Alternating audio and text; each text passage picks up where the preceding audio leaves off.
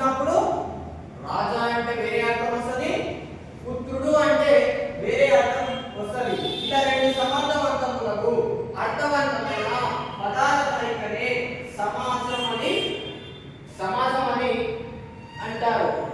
ఇప్పుడు దీన్ని విడివిడి ఏం రాయొచ్చు అంటే రాజు రాయొచ్చు, పుత్రుడు. దీన్ని విడదీసి ఏమైతుంది? రాజు పుత్రుడు. రాజు వేరు, పుత్రుడు వేరు.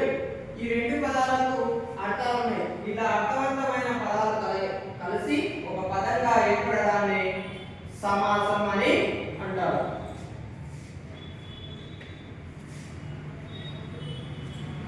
మెటీరియల్